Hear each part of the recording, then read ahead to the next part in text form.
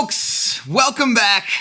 We're here with Jesse, Hands of a Hobbyist. I'm sure you guys have seen him in the chats or the comment sections. Definitely, if you're in the Discord, he is a Lorcana investor, player. He's actually a competitive player. He's got a business, has his website and stuff. But I wanted to bring him on to really just kind of dive in and talk a little more Lorcana. He knows a lot more than I do about it. He's much more engrossed in that hobby. And, because I know a lot of people are starting to get a lot more interested in it. We just talked about it. The Discord right now has been a lot more active in the Lorcana section. And just like all the TCG hobbies, Lorcana has also been taken off recently, and it's been having some crazy things happen. So, Jesse, that's the intro. Oh, by the way, guys, if you want to check out his website, it's in the top of the... Oh, Alex, you muted yourself. Yeah, I saw that. Sorry about that, guys. And so make sure to check out that. But Jesse, what's up, man? Give us your little intro. That was my version of it. Tell everyone who you are, dude. Yeah, guys, I'm Jesse. I actually started getting into Pokemon after watching Alex a bunch, and then some Lorcana cards, which to me was a pretty interesting game. It's actually funny, the first time I saw it, I was like, who is buying a bunch of Disney Princess cards to play?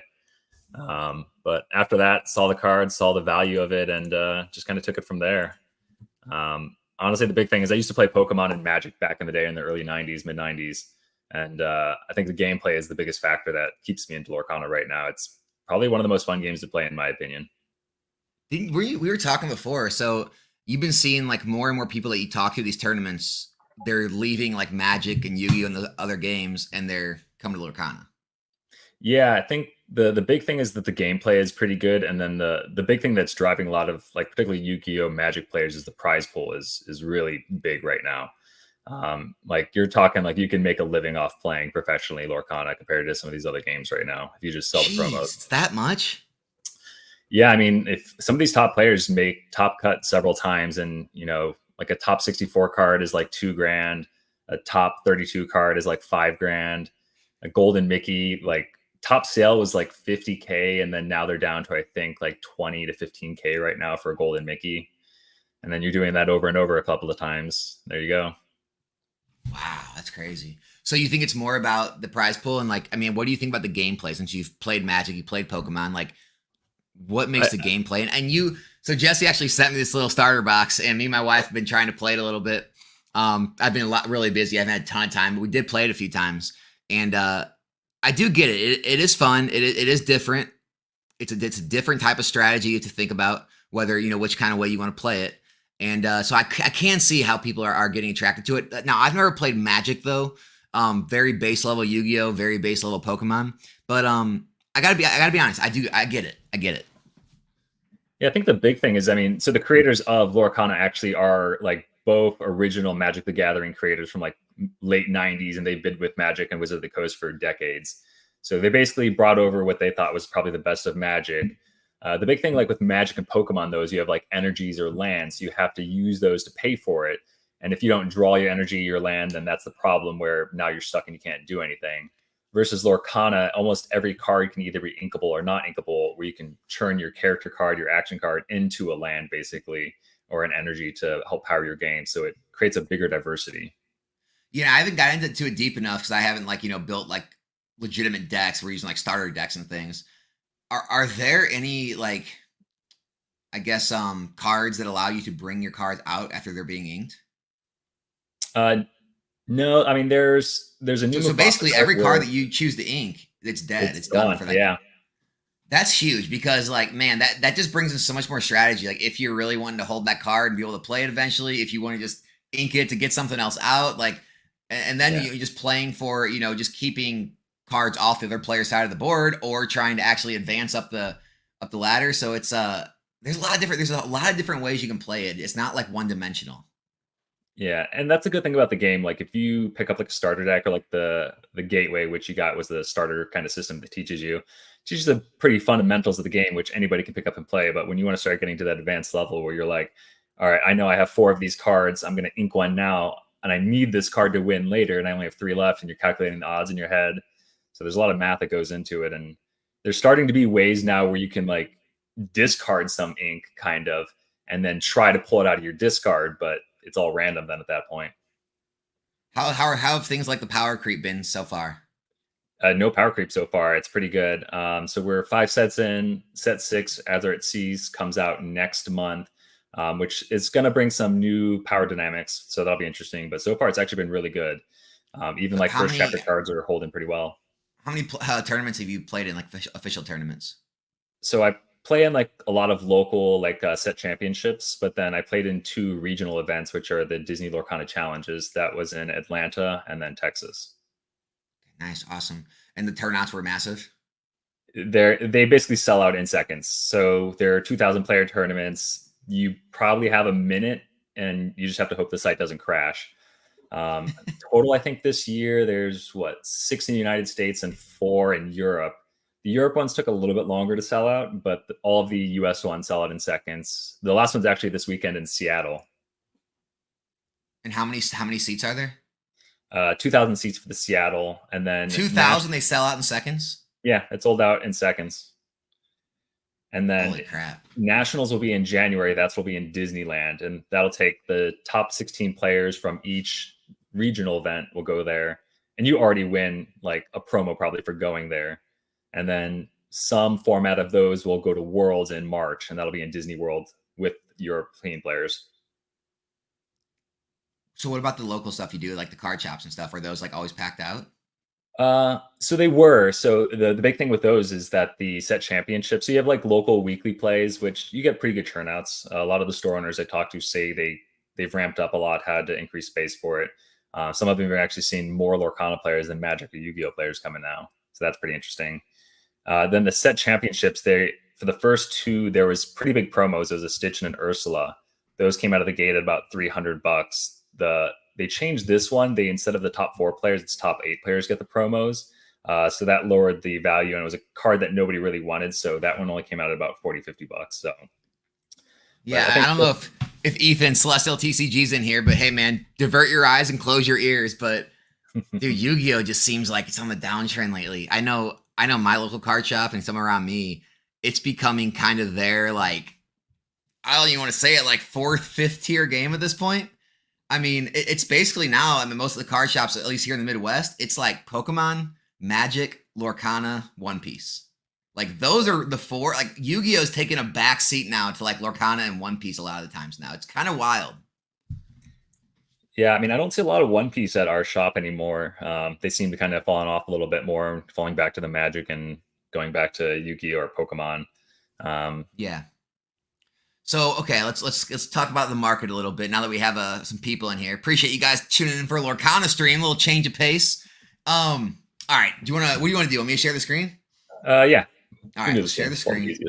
Let me just move a few things around on my screen real quick. Oh, I got it up here. I'll take it down. Go ahead. No, you're good. Okay. It only shows that right screens anyway, so yeah, so first chapter. Yeah, I think that's the big thing. Everybody talks about like how investable, what's the money move right now in Lorcana, and the problem is nobody knows what's going to happen. It's too new of a TCG. We don't know what to expect for reprints. There was an article that came out like back in April. The CEO of Ravensburger basically said that he thinks right now they don't need to print anymore. And we've actually seen that there have been no more reprints of first chapter, at least dates on boxes that have come out after February. So this is actually like the 3-month chart. MSRP is about 140, 160. Was $200 about a month ago, and then it's been steadily creeping up. The big thing is that there was supposed to be a big Amazon drop coming out like last week that sold on Amazon, but they all got canceled. So I think everybody's freaking out now and starting to raise the prices back up. Yeah, I mean, it's kind of weird how there's no distinction is on TCG Player is there for the first print Lorcana boxes, like the way they did with One Piece. Yeah, I mean, it's really hard to tell for most people because the boxes look the same. It's on the bottom, there's a difference like EN1, EN2, and then the date on it. Yeah. I mean, the real collectability is to be debated because all the major cards are going to be exactly the same. The only difference is that there's a couple of cards that they changed the errata, changed the wording on a couple of them. Those cards really aren't that impactful, but that's really the only difference. So I'm not sure if in the long term there'll be a lot of difference between the first print and the reprint boxes, but other than from a collector standpoint. Yeah. Fernando, thanks for gifting memberships, dude. Thanks for showing up today, brother.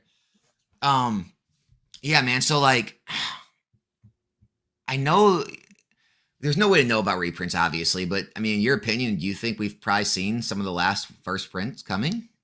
I mean, Or I mean, that first print, first chapter. Ravensburger in that article actually specifically said that they did only do one reprint so far, and they said it was basically a really big pain in the ass. I honestly suspect what they probably did is that they mass produced enough during that reprint that they won't have to reprint, and then they can just steadily push out stock whenever they want. Gotcha. I mean, that's what I think, but we're also starting to see so Floodborne is the second set. Right. We're starting to see those prices starting to creep up, and they're actually above MSRP now almost. So we don't really see a lot of drops of them. So I'm wondering if now that is also kind of out of the reprint window. But again, playability wise, like either one of these sets are like, because I don't know really much about the game. Like, are either one of these sets like more playable than the newer sets, or is it more about collectability on these boxes rising? What do you think it is? I think that it's more the collectability, because the value seems to follow pretty much like Yu-Gi-Oh, where it's like the more playable cards are holding the value outside of the enchanteds. Enchanteds, obviously, from a collectible standpoint, everybody wants those for their collection, but we see like every new set, some old card might come back and raise in value because now it's a lot more playable. And then as its playability falls out of favor, the value tends to fall down. So basically, in the last I guess month or so, no crazy changes in playability. It's really just rising off the scarcity and the collectability. Well, I mean, we're getting leaks of cards for the new set, so that's already starting to affect some of the older cards. We're seeing, Red Blue, which is a tier 1 deck right now, is starting to see a lot of cards come out, like a new Maui, which can definitely affect everybody going forward. So, and it's starting to affect maybe the old Maui might fall out of favor a little bit. Gotcha. What about some of the newer boxes? How are those holding up? So, obviously we talked about, you said you used the word MSRP with first chapter, but I guess what's retail? Is retail about kind of Pokemon, like $90 to $100? Yeah, pretty much follows retail. So most boxes come out at release. You could probably find them for about $100 to $110. Yep. We did see prices for particularly Inklands drop pretty heavily for a little while there, to about $88. So I think that's probably the floor. So it seems like it mimics Pokemon pretty closely. Okay. And then, like I said, as prices are starting to get back up to MSRP, that's when we start to realize we're not seeing so many drops anymore. Yeah, I mean that's kind of what I'm trying to break down with this game is, the collector base versus the player base, and how to, if it's an investment, like which route do you go? Do you invest in the sets that are highly playable? Do you invest in just, sets that you feel are scarce, don't get reprints, or, just obviously the earliest stuff you can find? That's kind of where I'm. How do you go about it? Because you're invested in this stuff now, right? Yeah, I'm invested pretty heavily now in Lorcana. I took the gamble. I feel like the Disney IP is going to do well, but for most people, I'd probably recommend sticking to just trying to snag some first chapter boxes, especially now that we don't know if there's going to be any further reprints or stocks coming, or just like trickle. I mean, playability, I think, doesn't have a factor as much. I think that each new set has equal playability. It just changes the meta each a little bit. Do you want me to keep that up? What's that? Did you want me to keep that up? Oh, no, you don't have to. Okay. I also think that then you also start looking at like the enchanted cards. Like, do you want to buy enchanted cards? Is that like your, the Elsa, which I actually have mine right here. So PSA 10 Elsa is definitely. I remember when you bought that. Yeah. How's it going since then? How's it doing? It's coming back up. I feel like it's kind of like followed the Moonbrand a little bit there. When I kind of picked up the Moonbrand and I picked up the Elsa, I kind of picked it up near the top of the market. But they're starting to creep back up now, back to all-time highs. What are the pull rates on those like top Lorcana cards? Are they much harder than like alt arts or anything? It's 1 in 96 for an enchanted for the original first chapter. There was 12 enchanted, so about 1 in 1,200. And then the boxes are 24 packs? 24 packs. Wow, so that's much harder than when taking the boxes then. Much more expensive to get those. And that's kind of the benefit of getting a case, because you hope at least a case will guarantee you at least 1 enchanted if you're lucky too. So that's why some case premiums are starting to appear. Yeah. KA, thanks for the super chat, man. Any tips on how to properly liquidate individual first chapter boxes in the future, since they don't come plastic sealed and can be subjected to content swaps and refund scams? Yeah, it's a pretty concerning thing right now. The first prints don't have any tape on the backs. There's no wrapper on it. They only put the wrapper on the third set and after. There was only tape on the reprint of the first chapter and second set. I think that the only way you're going to do it is proving that you're a reliable seller. It's going to be hard to sell the first print unless it's in a sealed case. Do you have any first print? I have 2 boxes of first print. Gotcha. Yeah, it's the problem because you can easily just lift up the side, pull the packs out, slide packs back in, and you can't tell once the packs are in and out. So yeah, that's a problem. I cannot believe they did that. Like with all the knowledge they have from other card games, what were they thinking? Yeah, I mean they learned pretty quickly when the community was upset about it, but didn't I guess help so. them the third set. Yeah, I guess so. I mean, what? So I mean, obviously you're in the Discord. You said you started from Pokemon. What percentage do you think you're kind of allocating to each game right now? Is it still primarily Pokemon? Yeah, primarily Pokemon. I'd probably say probably 25%, 15 to 20% in Lorcana, and then the rest is in Pokemon at this point. Pokemon is just too reliable and easy to play. Yeah. I mean, the thing is with these games, like it's the same thing with One Piece. It's like if you get it right, you're gonna hit a freaking home run, grand slam out of the park. But it's just like at the other time, I understand everyone's very enthusiastic about IPs, right? Like whenever the new IP comes out, that's a big IP. Everyone gets really enthusiastic. Disney and One Piece and Star Wars and Dragon Ball. But the truth is, every other one of these new TCGs is kind of still on the chopping block unless they make it. I would say, what you think, a good 3-4 years? Yeah, I think that's the minimum. I mean, we see what Flesh and Blood is 4 or 5 years old at this point too. I mean, it does well, but I don't know how the collectability and the investor scene in that is. Yeah, I mean, from your interaction from the Discords you're in, the groups you're in at Talk Lorcana, what is like? Is it similar to Pokemon, like with the investing side and like talking about the market and the finances behind it, or is it a lot more like collector player based conversation? I'd probably say mostly collector player base. There are like maybe 2 YouTubers that do like kind of a market watch for Lorcana right now. But most of the Discords, it's player based. And then even like one of the Discords I'm in, it's everybody just rips their packs open. It's kind of nuts. Like they post their first chapter box opens constantly all the time. And I'm like, you guys are nuts just opening these left and right. I mean, what? We need to pull up. I'm going to pull up TCG Player. So what is like the major hits in first chapter? So obviously the biggest first chapter hit is the Elsa. Everybody wants that. You're probably looking, I think that's about $700-800 right now. I'm going to pull it up. Hold on. All right, guys, let's go ahead. Let's take a look. We're going to go ahead and... Yeah, it looks like it's about $700-800. Wow. So it is a lot better chase than Pokemon. I mean, every one of these Enchanteds is more than the box. Well, I guess not now.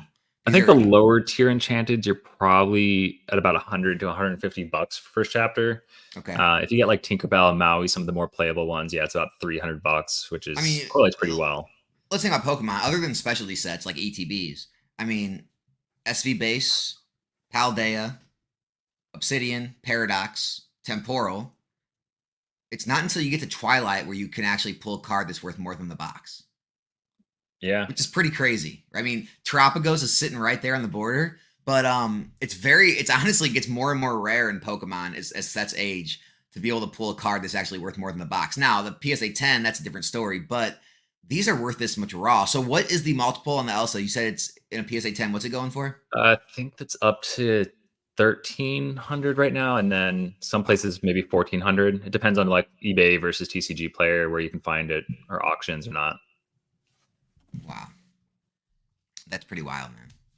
Yeah. I mean, even to like the newer sets, like you can like have $100, $200 cards in every single set. Like the lowest Enchanted probably is like Inklands when you get a location, that's like $50-$40. So like worst case scenario Enchanted, that's $40 to $50, which isn't too bad. And now you did some streams on TikTok for a while with Lorcana, right? Yeah, did some streaming, some pooling. A lot of people, so Pixelborn was how everybody was practicing, which is like an on client, got taken down by Disney. Ravensburg actually had no problem with it, but after that, a lot of it came down to like stream playing where you actually had to use webcams to play. Oh, jeez. That's hilarious that people just both set up webcams and play like physical cards. Yeah, you gotta find a way to play your games. Not everybody can make it to. So they took down Pixelborn and they never put out anything to replace it? Yeah, we were thinking because they took it down right before Lorecast, which is like when they announced new cards and new things going on with Lorcana, and they never announced any kind of online client.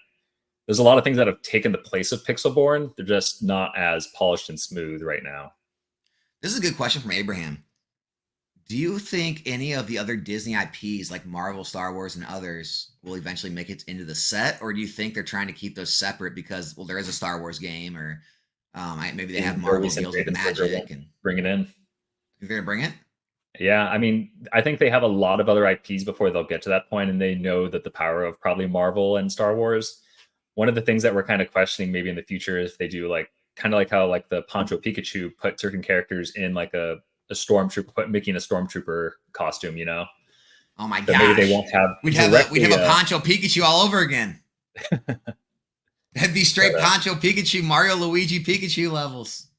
They're basically releasing a new IP almost every set. So like the next set has a Big Hero 6 and Baymax and those characters. I know Pocahontas is coming out in 2025. Pixar's 2026. So they're just constantly releasing new characters from different movies and sets. And eventually I don't see why they won't get to Marvel and Star Wars.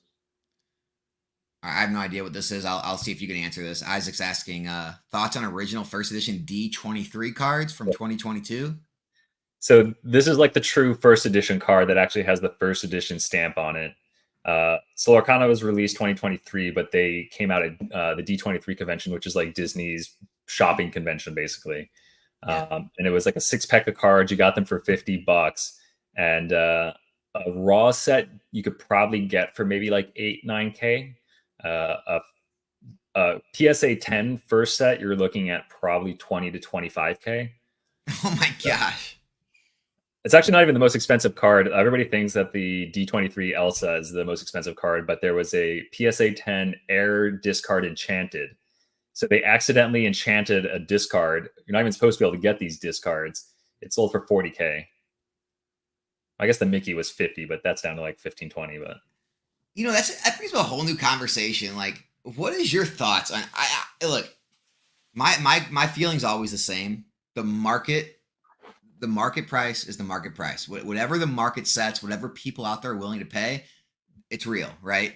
It's just, I don't understand. Like, what is your take on all of these like error, like isn't supposed to be released for position only Pokemon, like, you know, test prints, like it's so wild. All this is, it's like sweeping the whole hobbies of like the stuff that quote unquote wasn't ever supposed to be released being the most valuable stuff, other than the actual stuff that, you know, looks a lot better, is actually meant to be collected. People actually want more. Where do you stand on all that? Do you dabble in any of that kind of stuff? Not so much. I mean, it makes sense to me. It's like, imagine you have one-off cards, or you have something that was, what was it? They released the first Pokemon card print, was on like a Magic the Gathering sheet with a bunch of other like Magic cards and had one Pokemon card on it. I mean, there's collectability in anything. It's just like artwork. But I mean, if you want to start getting crazy, you can get deep into the dark side of Lorcana, where it sounds like some employee took a demo deck. They have demo written on the back of them. You can find these decks for like 10 to 15,000 for the deck. It's so funny that like even in 2024, right? It's the same old stories that you hear of Pokemon back in the 90s. You know, it's just like it never fails. There's always these like things that get stolen or weren't supposed to be released, and they're always super valuable. It never fails, man. It never fails. They still can't get it under control, you know, 20 years later, 25 years later. Yeah, well, it happens when you put something so expensive in the hands of somebody who's probably making, you know, 20, $30 an hour. Exactly. Yeah, I mean, you know, I get it. Like there's just collectors out there that have that like mindset. Like, I want something no one else has, you know. It's just, so I understand. I get the value behind it. It's just, you know, when the prices get so wacky, it just doesn't make sense to me. I don't understand, you know, because it's like, but I guess there's just enough people out there. There's enough of those one of one type people out there that there'll always be a market for it, because the whales will always compete against the other whales, you know. I mean, it's the example of like the serialized cards in Magic. I mean, Lorcana followed it right away. You know, the Golden Mickey is 1 of 500, and word is from Lorcana that they burned the ones that weren't PSA 10 quality worth, so maybe even less than 500. That'd be the most crazy thing if Pokemon ever got to serialized cards. I mean, yeah, like I hope they do. Like I'm hoping that eventually becomes a thing. I know a lot of people don't want it to happen. I just think eventually Pokemon's going to need a higher rarity, and I don't know how they do that without making the boxes too expensive for the players and like the kids and everything everyone hears about. I think honestly, I like how Magic the Gathering does have a collector's box and a play box. Like I think like a play and draft box is too much, but like the idea of having a box that has all the cards for gameplay and a box like for collectors that actually has those super valuable high tier cards that are going to be worth, hundreds or thousands of dollars. Pokemon never has that. Like Umbreon is the closest we have to that level of card. Like Umbreon, Latias, even in XY, the cards aren't really worth that much. They're just worth a lot graded. And it's just like Pokemon never has these 4-figure cards in their sets. And so, I mean, I think it'd be a good thing. Yeah, I wonder if people would even play with them too. Like if you had a serialized card, like people play with these cards in Lorcana, these enchanteds, these one of, 500, one of whatever cards. I mean, those D23s, yeah, there's probably about 1,000 of them of the original D23. Yeah, I guess that's the other thing. You could just make them not playable or whatever. So it's not needed. But it was still spiked the cost of the boxes so high. I mean, you see what happens to these sports boxes that, they have these one of ones and that they're going for $2,000 and $3,000 for a lottery ticket, Imagine you had a one of one Moonbreon. $1 million card instantly. I mean, what's your take? Like, just being in this, how long have you been like in the TCG hobby? Like, is it like more of a higher end collector investor type? Probably only since January, February. That's probably when I got back into the. Oh wow! The So you really just got back in. Yeah, I mean, I was big in comic books before this because my brother owned a comic book business, so did more of that on the collecting side. Legos was another big thing I did before this, but just kind of found my way back into TCGs because it's so easy when the cards are so small. You can ship them in the mail, like post office, versus like a big box of Legos, which you're paying $20 plus to ship. Yeah, guys, Jesse like just hopped in, back then, but he's already got like a larger position than a lot of people in the hobby. I took it seriously. I allocated a percentage of my finances to it, and it worked out well. Yeah, well, here's the thing. It's just like, the joke always is, oh yeah, everybody's, doctors and surgeons. Well, Jesse actually is. So he actually does have that kind of income to throw at this stuff. So it's just like, us, a regular person like donating, like putting a ton of their money into it is him just like, oh yeah, I'll throw a paycheck at it. Well, I figured before this chat, I would make sure I secure a bigger position. So I actually bought 2 more cases of a first chapter. A first chapter because you were planning on pumping it. What about the brand new stuff? What about like the, sets like 3, 4, 5, 6? Like, is anything really happening? I have cases of all of them too, but it's just kind of like Pokemon. I don't expect any kind of movement anytime soon. I buy all the cases pre-order. Same thing like Pokemon, bought $400 a case. So $100 a box, and then just set it and forget it. Yeah, we'll see what happens in a few years. Yeah, I mean, so like John says, like they're all trying. All these IPs are trying to get the popularity Pokemon has. Harsh reality will never happen. Yes, Lorcana and One Piece have expensive chases, but Pokemon will always be king. Yeah, I mean, I don't think we're trying to act like Pokemon's not going to be king or anything. It's just another option or avenue. And honestly, like depending on how the print runs are handled and how how hard things are to find, how collectible they are, you can still see extreme values and extreme like price growth in the products, not never getting to Pokemon's level. Yeah, I mean, I think like I said, I have a much bigger position in Pokemon than Lorcana, and this is all a pure gamble to invest in Lorcana at this point, whereas Pokemon's the more tried and true investment. Wait, what? Are you saying like Pokemon is like a trusted investment? Dude, you will get killed online for saying that. You have to say this is all so risky. Put all your smart money in the stock market. I mean, you got to think too. I mean, how much can most people put into the stock market to begin with versus, you can put a lot more money into cardboard. Well, don't you know everyone's rich, right? Like you go on Discord and Reddit, everybody's a whale. Everyone's got, hundreds of millions of dollars. Yeah. I missed out on those 35 cases of PC ETB. I want to know what that guy's going to do with it. Oh man. I thought I'd just like having anyone I know like that runs huge businesses just like sending me pictures, and every day I just post like a new ridiculous warehouse picture. Like, yeah, just checking on one of my locations today, guys. Like, just go to Home Depot. Yeah, just bought this Home Depot, my new warehouse for my cards. All right, we have a Pokemon question. Alex, do you think a count the set is smaller, Stellar Crown equals only one Japanese set when you buy and hold, or is it just the same as another set? You get the same out of the cases. Yeah, guys, for me, I don't really dive that deep into it. I mean, if you want to, you can. If you really want to get like super, I don't know, collector like in depth into that. I just buy every set because I kind of am from my mindset that I'm not smart enough to be a set picker. If I was, I would have went all in on Twilight Masquerade, right? And there's other sets like Paradox Rift and Temporal Forces I think are much stronger and perform much worse. So it's like I feel like if I was a set picker, I probably would have done relatively the same, if not maybe a little worse, probably than how I'm doing, just diversifying in every set. Because obviously I would have bought 151; it was a no-brainer. But like I said, Twilight, no idea. Obsidian Flames, it's moving more than some of the other sets are. I would have never seen that coming. So yeah, I just don't think of it that deeply. What do you do, Jesse? Do you like really, I guess, think about things before you buy them, or are you trying to buy everything? I mean, you got to think about the pool rates. The bigger the set, the harder the pools. I mean, look at Paldea Evolve has the most IRs, SIRs, so it just makes pulling that Magikarp a lot harder versus like a Shrouded Fable small set. Even though it has harder pools on a pack ratio, there's less IRs, SIRs. So come on, man, you can't pick on Shrouded Fable like that. Like hey, that horse is dead. I mean, after what you told me last night. Oh yeah. Dude, that poor set has been so trashed so hard. It's got like 10 feet of mud on it. It's been drugged through so hard.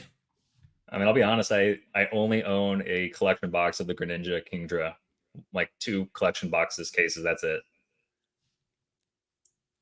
Yeah, I mean, I 100% get it. Like it's, especially sets are already kind of getting harder to like perform. It seems, especially in the last couple eras. I mean, even Crown Zenith after the reprints are having a hard time breaking past 60 again, an ETB. I mean, other than 151, Celebrations is technically okay as an investment, but it's been sitting at that level for years now. In Champions Path, same way, technically it's double in price, but it's been double in price for years now because it got there during the pandemic. And so specialty sets just all around have kind of been having a hard run at it. Yeah. What do you do? You go heavier into booster box sets? Yeah, definitely. I mean, because even Paldean other than 151, I'm guessing. Yeah, 151, I have a good, decent position on it. But yeah, Paldean Fates, I don't have a lot. I did pick up a bunch of Crown Zenith just because I really enjoy the set. If I open it one day myself, just for enjoyment. But I primarily stick to like main set booster box cases at this point, just to help consolidate and keep everything a little bit organized. Yeah. I mean, yeah, Abraham, this is kind of what I was like hinting at earlier. I mean, we could kind of go over it again, but like, the collecting Lorcana and primary player base, do you think it's something where like Flesh and Blood, the cards may be expensive, but the seal may be cheap? Do you think that could end up being a thing? Does that worry you? It's hard to say. I mean, I think that while there's a massive player base for Lorcana, I think that the collector base is probably larger. Because they've printed over 1 billion cards already just in English within a year. So I think that most people are probably collectors. It's just like Pokemon. Most people are probably collectors and players. But it's just that the meta or the prices are driven by the meta. I gotcha. Yeah. I mean, it's interesting to see where it'll be. I mean, obviously the title's all clickbait, guys. Like Pokemon investing's obviously not over. We're not all switching to Disney Lorcana, but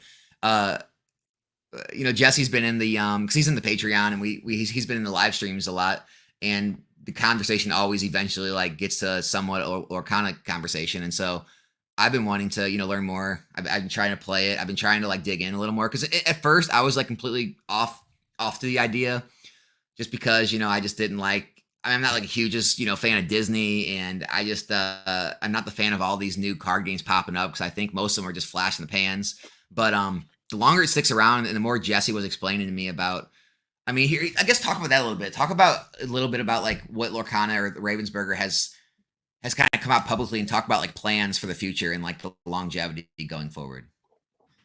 Yeah, I mean, actually, when they released the first set, they had said they had already had completed the first 10 sets of the game. So you're looking at 2.5 years were already planned in sets, which we see that too. As they release sets, we've actually had a couple of errata cards because they didn't realize how overpowered certain cards could become. And that's one thing we don't know. We don't know going forward. Is it going to be a rotation list? Is it going to be a ban list? So is it like Pokemon where after 2 years, the cards rotate out? Is it like Yu-Gi-Oh where certain cards are banned? We don't have any idea at this point.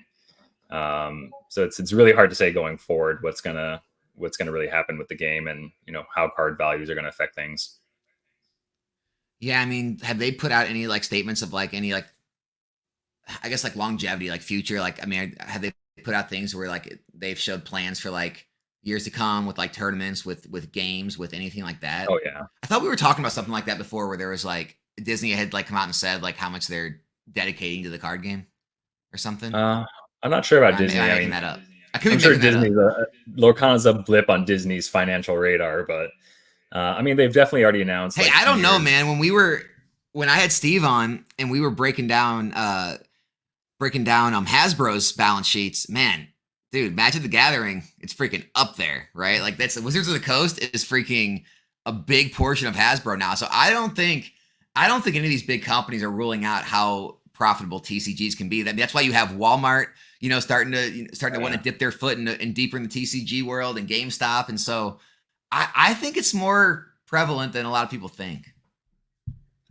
I mean, I know Disney they've got 2026 sets already planned out, so I'm sure they're already working on 2027 at this point. So Yeah. I honestly see the game sticking around for quite a while. I mean, it has good popularity, good player base, good collector base. Chinese sets are now coming out. Japanese set comes out in January, which I think there's a high demand for Disney products in Japan. Just looking at like those Schweiss cards, the D100. Yeah. Someone said flash in the pans. Yeah, what I'm talking about is it's like these TCGs that will pop up that'll just kind of latch on to a popular IP, and then they'll eventually just fade away and you won't hear about them anymore. Things that come to mind like Dragon Ball. Dragon Ball's had umpteenth card games now. They've had Dragon Ball Z, they've had GT, they've had Super. Now they've got, Fusion, and it's not doing well. And so they just keep trying to come out with new games and new gameplay, just like trying to piggyback off the popular IP, and it doesn't always work. Digimon's had failures of their card games. Obviously Star Wars is like a revamp of an older one. Wizards of the Coast actually used to make the Star Wars TCG back in the day, and it failed. And now they're trying another company's trying a new one, and it's just kind of the same thing. Like it's just it's the game plan of take a popular IP and build a TCG around it, and because of the popularity and all the customer base you have from the IP, it's going to drive the card game. And I think a lot of these companies just figure out it's not as easy as it sounds. And Bandai's been through it a million times at this point, and they just can't make it work with a lot of them. Yeah, Gundam. Someone asked about that earlier. What do you think about Gundam? I mean, what is it? They released the beta decks. The game's not even coming out till February, but beta decks are already up for sale online.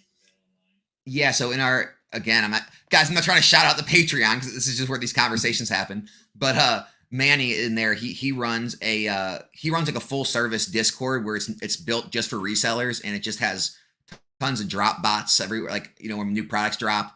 And it's not Pokemon or TCG related. It's like every industry. I mean, there's people that sell concert tickets. There's people that sell, board games and all these special release, like special edition, PC games and other games. So like, it's like literally like anything you're trying to resell, this little bot will tell you where you pick it up.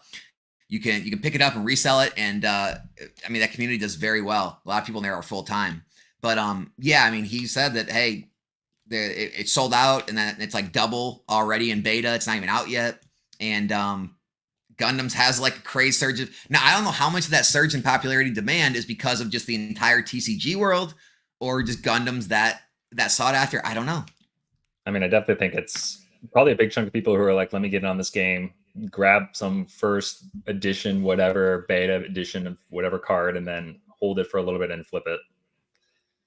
It seems like that's what it is. I mean, I get it. Gundam was cool. Like it was always on Toonami back in the day and on Cartoon Network. Like it was, the shows were popular. Like it was definitely just as popular, and probably not as popular in America as it was like in Japan and stuff. But here's the thing. Like this is what this is kind of my like pushback at anyone that argues, or not argues, but like debates about these card games. It's like, what sets Gundam apart from Dragon Ball Z? Like from One Piece, from Lorcana, from Star Wars? Like, these are all popular IPs, and they're all struggling to make it in this TCG world. None of them are like, One Piece was out of the gate, and like you said, after everyone got their free tendies, it's kind of like tapered off. Disney's kind of tapered off. Like Star Wars isn't doing well anymore. Dragon Ball Z is not doing well. And it's just like, what makes Digimon, what makes Gundam different? It just seems like all of these are just massive cash grabs in the beginning, and they just kind of trail off into, they're just meager sales and meager growth. For their teenage years watching Gundam. What is it? They're going to be a Final Fantasy TCG too, so everybody's going to be nostalgic about all that. Final Fantasy still going. So a guy at my local card shop, he just placed 18th in the, I guess, national tournament, whatever the big tournament was for Final Fantasy. So he's still like really involved, really competitive with it. But yeah, even Final Fantasy is like sticking around. I mean, Final Fantasy is one of the most popular RPG franchises in all of video games. And there's a lot of hardcore people that are into Final Fantasy. Final Fantasy isn't really making it too well. So I don't know, man. And now people trying to bring back MetaZoo. We've got Sam, my buddy. He's getting Otherverse off the ground from the ground up. It's trying to make that work. Like, there is just so much competition in this TCG space right now, and it just seems like you got to do something really special to really set yourself apart at this point. Yeah, I mean, I wasn't around back then. And I don't know, maybe Gundam is something special. Were there a lot of new TCGs in like 2020, 21? Yeah, I feel like it's, again, I feel like everything right now is mimicking 2020, 2021. Like everything, the market sentiment, the dollars, flowing into things, going up, like how much bigger the content's getting. Like these streams are bigger, the views are growing. I mean, last night my pack break, I didn't talk about it yet. My pack break last night like shattered any record I ever had on any of my breaks. So I got the stream got taken down halfway through because of content violation on the music I was playing, but we threw another stream back up, kept going. Total hours of like over 6.5 hours live last night. 6.5 hours live. We sold over 300 151 packs alone. Let that sink in, guys. I mean, we sold over 1,000 booster packs, but over 300 of those were 151 alone. And before that, the total sales were almost double, not quite double, like 70-80% more than what my last biggest stream ever was. So like, this is the kind of popularity we're seeing in this hobby right now. It's truly unlike anything since COVID times. Do you follow the sports market at all? I'm wondering how that's kind of doing. Is it kind other of than the few people I talked to, like Steve, he's deep into it, and I have like a group text that I'm in with him and some people that, so I keep up with, and kind of like vicariously through them, but nothing major. Okay. Do you? No. I mean, I don't follow it at all, but I was just kind of wondering if sports is going up, then I mean, we're obviously in a boom market. It's such like that is, I feel like, as degenerate as you can get. The sports market is a straight gamble. First of all, there is no gameplay attached to these cards, so it's literally just collectors and investors. And it's just the chases are so outrageous that the price of the products are ran up so high that it's just, the gamble is unlike anything you've seen. I mean, and then the other gamble is, when that player does something wrong and, gets caught with drugs or gets, injured or, gets in a fight with their wife, whatever it may be, then their card tanks. Nobody wants it anymore. The team drops them, whatever. They get washed out of the league. And now that card's worthless. Now those boxes drop to, the crash people thought you were going to see with the Lord of the Rings thing when the 1/1 ring was hit. That's the crash that actually happens in sports cards, right? Like, just absolutely gets demolished. And then obviously the lottery ticket, aspect. I mean, these 1/1 cards, you have bounties that come out immediately as they're announced for like hundreds of thousands, if not $1 million. And so, yeah, if you're chasing $1 million card, you can imagine what's going to happen to the products. You're not going to have boxes go from 100 to 150. No, they're going to go to $2,000 and $3,000 and $4,000 and $5,000. Sounds like I got to take out a. I don't know, man. It's a different world. It's a different world. Second mortgage, man. We're getting there. The HELOCs are flowing. The credit cards are getting maxed. You know how it works. Interest rates are dropping. Time to buy. I saw a comment. Somebody was like, "Absolutely, order man. of sets." I mean, what are? Oh, go ahead. What's that? I was looking. One of the comments was asking what order of sets to buy, and I would pretty much just tell everybody stick to buying first chapter at this point. It was like farther up. Somebody wanted to order of the sets, but I was just scrolling through some of the comments. Yeah, I'm trying to find it. I guess I can't see it. So you're saying first chapter? Yeah, I mean, if you're an investor at this point, you should. Other than first chapter, what? If you're not going to buy first chapter, I'd probably honestly buy these actually. These are the new D23 sets. They came out at $100 and they're already 300. And this is what, like 2 months for 6 cards. It's ridiculous. So is it more like the specialty products and special releases they're doing better than the booster boxes? Yeah, kind of. I mean, I think because that's where the collector base is really going. The promo cards, the specialty cards, the alt Rs, basically, enchanteds. Well, even though this is a Lorcana stream, we got to talk a little 151. The booster bundle display, besides a PCTB, is the best thing to buy from the set. No, I mean, now, like right now, I wouldn't be buying any of it, guys. Like I'd be slowing your roll. I mean, I think the PCTB and the UPC are probably the 2 best items. And then, yeah, I guess the bundle or the ETB after that. But yeah, at these prices, I would, I mean, if you want to hold, great. I wouldn't be buying in at these prices. What are you doing with 151, Jesse?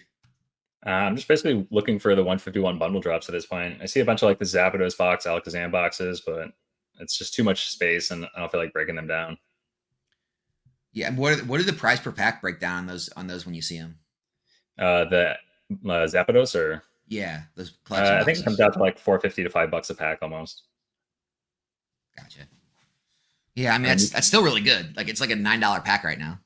Oh wow. Yeah, I see a lot of those. I don't see so many bundle drops. I know Best Buy had a couple like a day or two ago, but you were limited to 3, so didn't make it very easy to get them any.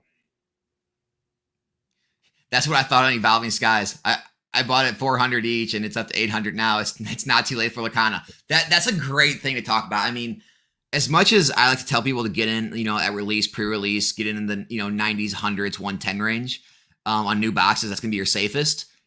Some of these like proven sets, like when Team Up was $700, it seemed like it's crazy price to pay, but now it's $3,000. It's like Evolving Skies, same exact thing. And some of these older sets, it's like, I understand the risk maybe more because they can drop, but there's also less risk built in with, way out of reprint schedules. And, people already love the set. The cards are already valuable. Like they're, getting more and more scarce by the day. So like there are arguments for both ways. I always just talk about the earliest, the like newest release stuff because it's the least risky, but you can actually make some great gains taking some more risk on and buying it at higher price points.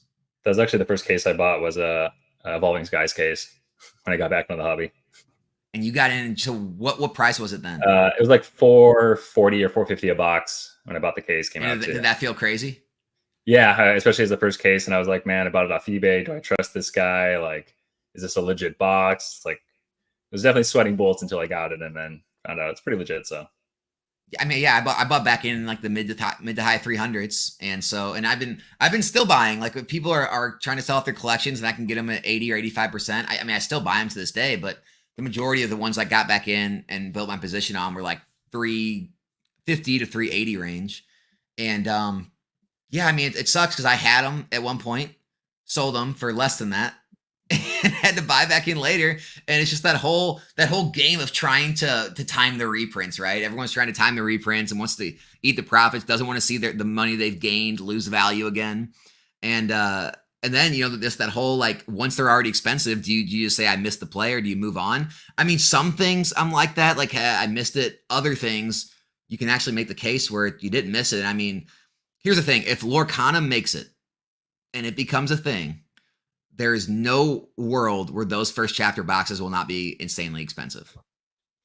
Yeah. I mean, like I said, it all comes down if they reprint them. But I mean, I think there will always be a demand for the first chapter boxes for anybody who's trying to complete a collection, especially any sealed collection. Because I mean, it's your base set box right there. Exactly. Yeah. I mean, I doubt any of this newer stuff is going to ever be like a Pokemon base set or like an alpha, Magic. But, hey, One Piece went to $1,000 for that blue bottom box in literally like a year. So I think first print, first chapter box is about $800. Yeah, I mean, so I think 10,000 is a realistic price. Like if the card game makes it, I mean, just fast forward 3, 4, 5 years, the card game's still around, it's doing extremely well. It's not a crazy thing to say that the first box out there is not going to be $5,000 to $10,000. I think it all comes down to the reprint. We don't know yet. I think Yeah. that's the problem with most people, that like a lot of people I see who want to jump into investing in Lorcana, and I'm like, you got to be careful. We have no idea what's going to happen. Yeah. Yeah. I mean, all this stuff should be like definitely taken in a lot less, I don't even know, like a lot less trust than you would in Pokemon. Even people that say we invest in Pokemon is crazy. Like that's what's funny. Like if Pokemon's crazy, this is straight going to the roulette table, right? I bring it up to some friends at work because they just ask me, what I do outside of work. I mentioned Pokemon cards, and they all kind of laughed at first, and they're like, a lot of them are like crypto finance. That's where they put most of their money. And I tell them about the potential and show them the charts for Pokemon, and then actually a couple of them actually started buying some cases of Pokemon cards. Hold on, we need to dig into that statement. You said so at work at the hospital.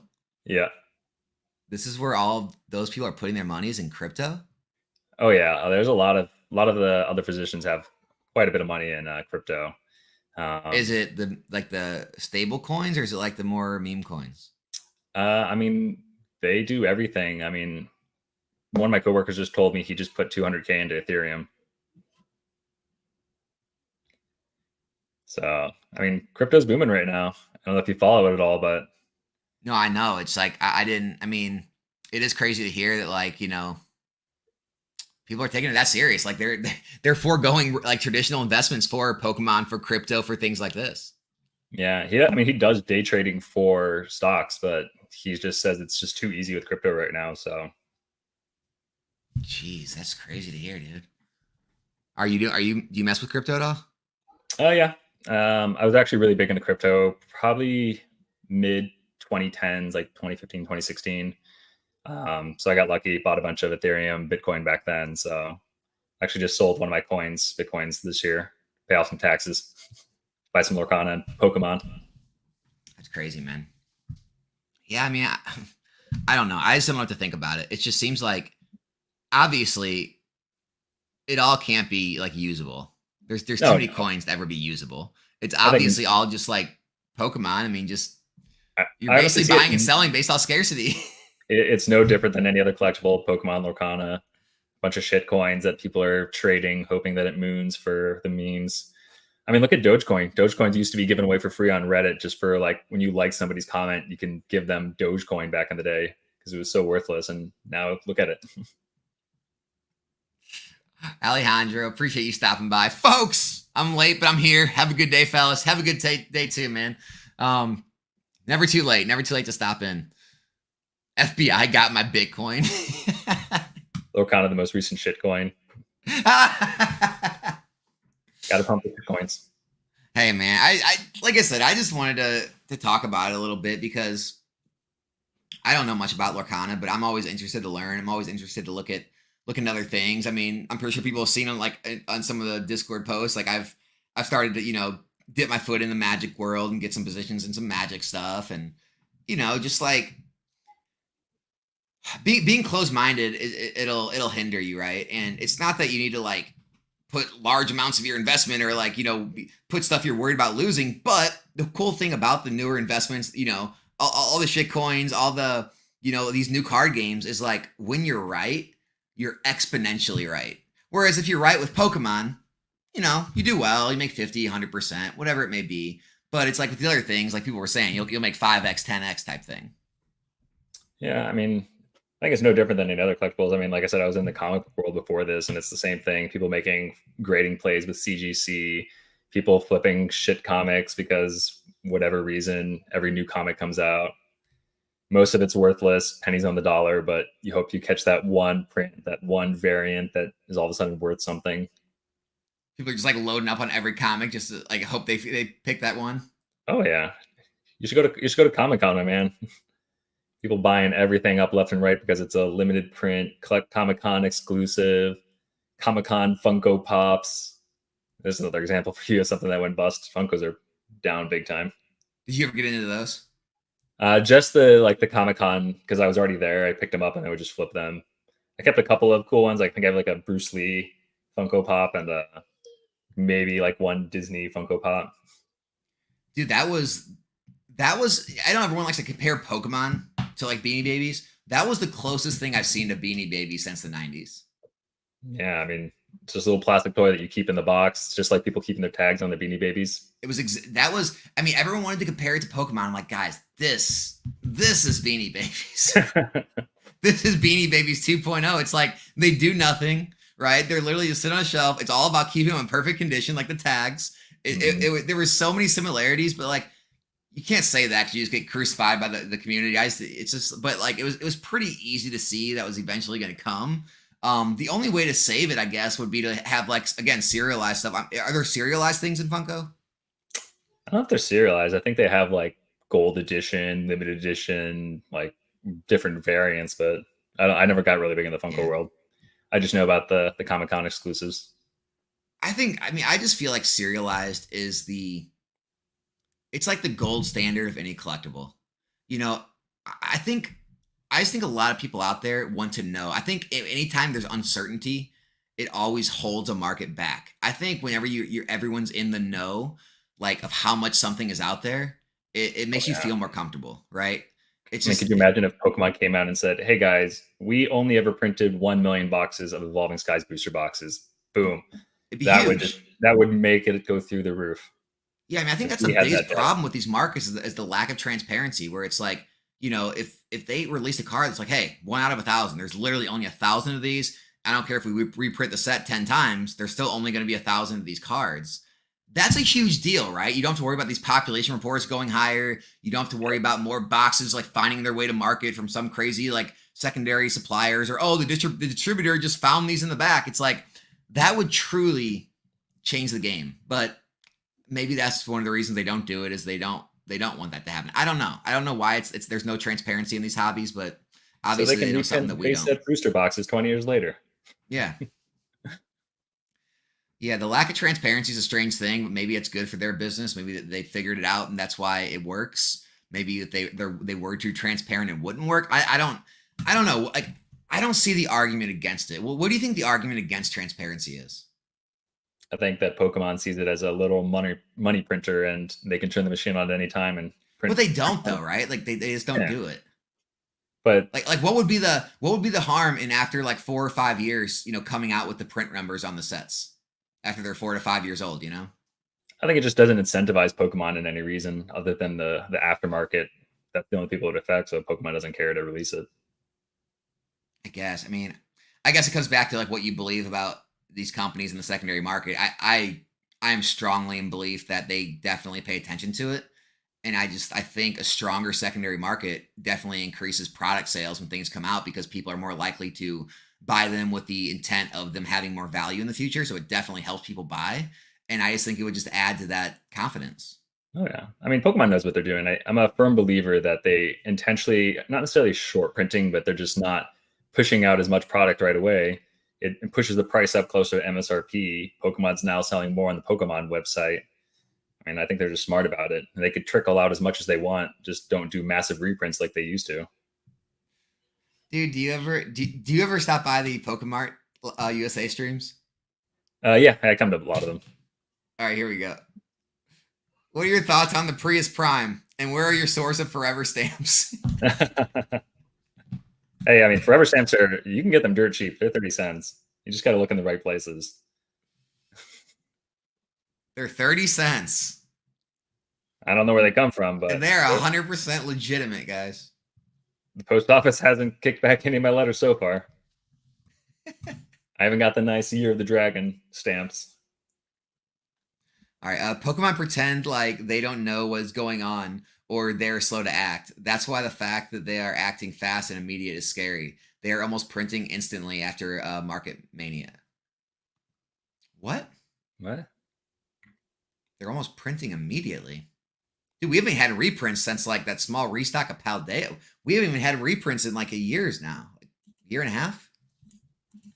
I don't think they're acting quick at all, to be honest with you. I mean, who knows? Is the 151 drops? Are they reprints? Are they restocks? Who knows where that's coming from? Dude, I'm telling you right now, I don't care. That new 151 product, how do you feel about that coming out? Does that like worry you in the slightest? Zero. Just gives me more opportunity to pick up more product. Guys, honestly, after last night, I am more bullish than I've ever been. Like, it goes back to like Rudy if you guys saw Alpha Investment's latest video, he talks about how he's said this like whatever, like someone told me he said this like 20 something times throughout like the year back in 2021 or whatever. And that's how it is now. Or I forget what year he said, maybe last year. Just buy something. Just buy something. Like just buy it and hold it. It doesn't even matter. It doesn't matter what. I don't care what's that. Pick a booster box right now and just buy it. That's I feel like where we're at. The 151 thing, like the price just goes higher and higher, and it gets opened more and more at each step of the way. I'm selling more 151 packs now than I was 3 months ago. That's scary. Look at how much products are constantly being dropped, and it's not even denting the price, those booster bundles. I mean, some of those tracker websites for the booster bundles, I remember when they were getting dropped, there were 20,000 at Walmart each drop, and they would sell out in seconds. Doesn't even dent the price. When 151 drops, it gets hoarded by distributors. That's why Pokemon is stuck between a rock and a hard place. Investors hoarding product inflates the price, or they don't release to market. I mean, I think that's a little overblown. I don't know if distributors are holding that much.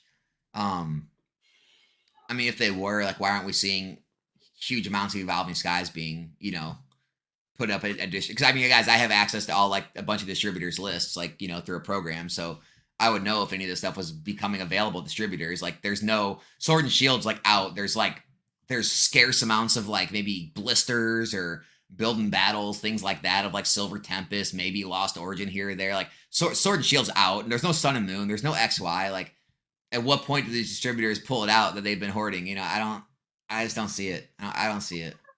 Yeah, you didn't know they have a secret eBay that they drop their Evolving Skies out of? Right.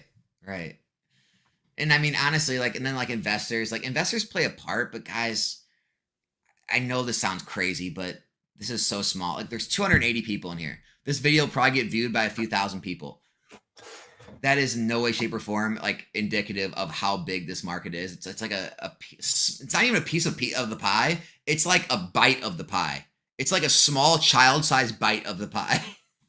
I don't know. I mean, there's only 26 boxes of first chapter on TCG Player, and only 20 cases. You guys could buy the rest out. How much is it going for? Boxes, like the cheapest boxes, I think like 300, and cheapest cases like 1,200. So that's basically 300. Oh no, that's 400 a box. No, it's 300 bucks. 300 bucks, yeah. All right, and there's how many cases? Like 20. And how many boxes? I think there's like 20 something too. All right, so 20, so about 100 times 300. So 30 grand right now can buy the market out. Jesse, come on, you got that in your back pocket, dude. Just do it. Done. I've actually already bought them all. Dude, buy it out. Fresh. Let's do a buyout. Let's start. Let's get the cabal in action, man. I mean, I think that's the big thing. Nobody knows with Lorcana, especially with the canceled orders from Amazon. I think price is only going to go up from here. So I'll take the gamble. Why would distributors release it if they can cash in 2 to 5 years? Hey, you messed up. It's 5 to 10 years. It's 5 to 10 years. 2 to 5 is not long enough. Everybody holds for 5 to 10 years. You didn't know the distributors actually watch Alex's content, and they've all decided they're not selling product anymore. They do, yeah. I have that much control now. I'm actually influencing distributors, guys. We are at the point of influencing the influencers.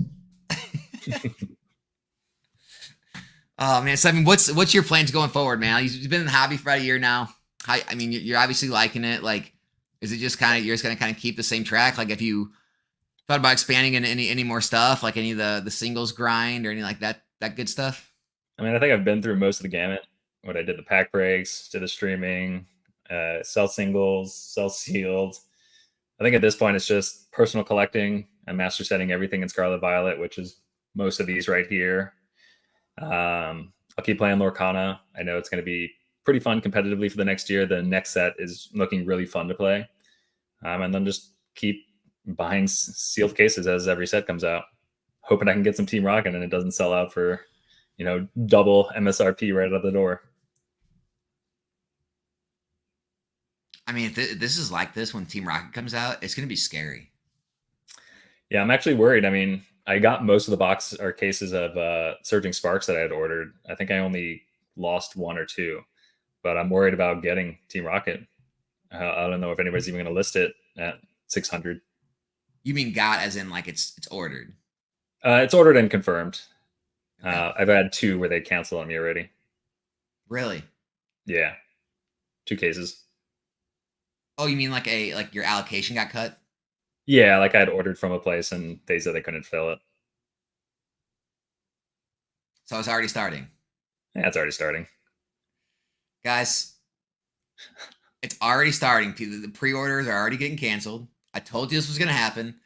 You'll probably be fine from the big guys, the Safari Zones, the MVPs, the P Football Pete's, and all the big guys, right? If you ordered, you found these you went on Discord and Reddit, you bragged about these backdoor deals you found on these independent websites. Be careful. I think a lot of you are probably going to see cancellations, see your orders taken down. I've heard of stores shipping. They'll put a label, and they'll say they shipped it, and then it'll just never show the post office picked it up, and you'll message them about it, and they'll say, oh, it must have got lost, we'll refund you. Dirty things like that. These are the kind of things that happen when large amounts of money can be made. You have to understand, okay? If a store gets, let's say, 100 cases, right? It's pretty average. 100 cases, okay? And they pre-sold them at $550, $575, $600. And then, at release, they're going for $150 plus a box, and they can sell cases for $750 to $800. I mean, just do the math. If you can get an extra $150 a case times 100, that's an extra $15,000 for that store. You think they're just gonna let all that $15,000 walk out the door when they can try to do some under the table type stuff? I mean, we saw it with Twilight Masquerade. Some stores that'll go unnamed canceled a lot of pre-orders for people. I know people have ordered Magic cards from a specific store who then, canceled all their pre-orders. I don't let anyone know how much I ordered. I just let my name speak for itself. The President General Whale Cabal. Dude, you hit it all, man. You got every title in there. You got to get Megalodon on there, though, man. You got to become a Megalodon. That's when you evolve. Change his icon to a Whale Lord. He evolves from Whale Lord. Did you see any questions you wanted to take? No, just looking. I got boxes of Twilight Masquerade for $130. I paid a lot less than $130. No, that's a great deal right now, though. Oh yeah, that's what I'm saying. I went to some really sketchy website and snagged 5 cases of Twilight Masquerade for what I think it was like $82 a box.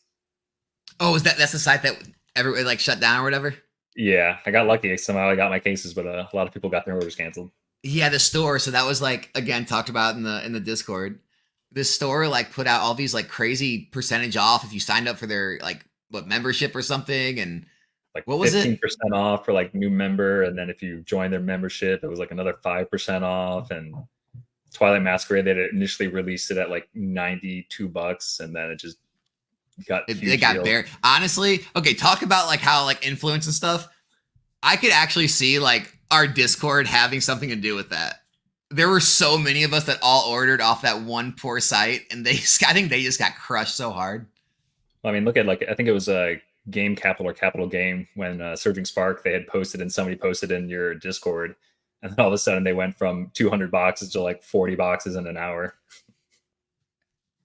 That's how it happens, man. We're initiating buyouts now. We're just buying things out. We are buying out modern sealed product, guys. That's how big President Whale Cabal we've become. You can't post a link in your Discord. The boxes disappear. No, what you do is you buy it first, then you post the link, and you're immediately up on your money. Yeah. I mean, that's the crazy thing to think about. Surging Spark, if you got it from Safari Zone, $545 was the initial release for a case, and you can already flip it and the product's not even out yet.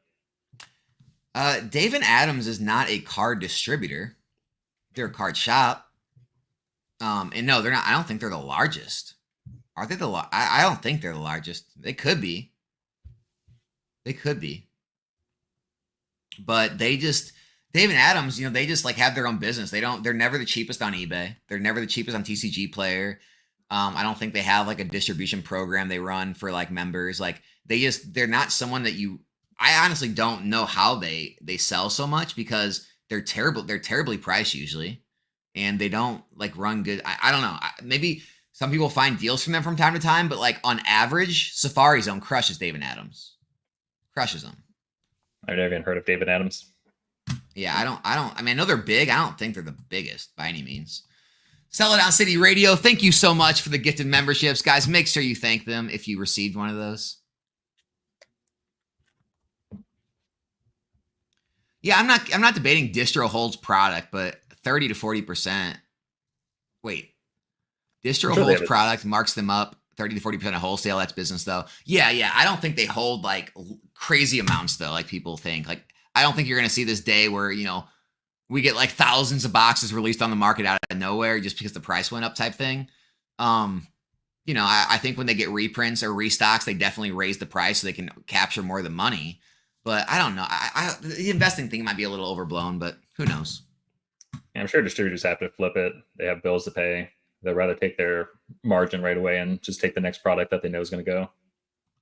Yo, Pokey sent this your way. Pokey, Brian, thank you so much, man. I did not know he was live. What was Pokey doing, guys? Was he doing more drip breaks, or was he just live, just talking? Gifted. How many memberships you gifting, dude? Appreciate you, man. Handing them out. Sell It On City Radio. The whale of the membership chat. Pokemon is Safari Zone. Yeah, usually those 4K pre-orders are your best bet. What Jesse? You looked funny. Was there a better out there? Oh no, I think that's probably the best that I've seen was 445. I mean, Safari Zone does it right. They release it. They just keep releasing like 100 cases, raise the price. They're just building FOMO. Sells out. Yeah. I mean, a lot of it's just like it's reducing their risk. They're able to get out of a lot of cases immediately. They don't have to, worry about if the market's flat on them or goes down and they get stuck with them. Like, I think Safari Zone orders so much, they want to blow out a certain amount, and then they'll kind of assess the market and move the prices up with the remaining cases as they see fit type thing, which they've done. They did it with Surging Spark. Gifted more memberships. Is this like he's on repeat? He's on repeat. He can't stop. Sell It On City Radio, guys. Everyone in the entire live stream is going to have a membership in a second. Start on autopay. Alternative universe. Pokemon's canceled tomorrow. No more shows. No more games. No more products. Stores can't sell it. Will the crash or skyrocket our collection? Dude, that's such an alternate reality that it's not even possible. Like, I think if you go to the alternate reality, Pokemon's still big there. Like, that's how big it is. Honestly, like this is more of a 50 plus year question. Like, I couldn't see Pokemon really winding down for like 50 to 100 years. They just have too much in the works. They have too much consistently coming out with the games, the shows, the new products. There's so much hype online. Like, me and others do their job for them, keeping free marketing going for them like constantly. The pack breakers keep marketing going. I mean, you got to think it's basically Nintendo's biggest IP. It's bigger than Mario at this point. So every future system is going to have a Pokemon game from here to the end of the century. Yeah, I mean, it's too ridiculous for me to even think about at this point. It just can't happen. It can't happen. Yeah, there's no world where it goes away. How does Safari Zone sell so much without charging sales tax? Man, that's a question for them. I do admire, though, Jordan. I do admire the tax questions. I hadn't seen one of those yet, and I appreciate it. I like to have at least one tax question throughout every live stream. They just got to stand at the Nexus. Which sounds ridiculous. I don't know how they do that. Yeah, there's no way they do. I don't know. Maybe they just eat the taxes somehow because they get cases so cheap. Who knows? Who is Jesse? Just some random guy who made it on Alice's live stream. Dude, Jesse's the hand of a hobbyist, guys. No, Jesse, he's big into Lorcana, so he's a Lorcana player, investor. Maybe we'll see him at one of those top of one of those Lorcana championships one day, winning the gold card. He's got his own website. I did share it. I pinned it in the chat. Hold on, here we go. I can share my screen. Give me a second. I'll do a screen share now. I was trying to teach Alex how to run a real website. earlier He before. was. We were actually having that exact conversation. He was like just dogging me hard. Honestly, I feel like your website was made by like GeoCity, late 90s. What is GeoCity? I made my website myself, and I worked hard on it. Leave me alone. I definitely did the minimal work and paid some Fiverr worker $250 to make my website. I'm not gonna lie, man. This website is it's too legit to quit, man. It's very Pokemon based, but probably gonna have like no products. What you got going for Lorcana? Oh, I got no nothing. products available, guys. That's how you know. Okay, confirmed. He's a true Lorcana investor, and then we go to the Pokemon section, and he's got it all for sale. Listen. Guys, he's selling out. He's dumping it all Lorcana. Don't let him fool you. Just gotta get rid of the Pokemon so I can get more Lorcana.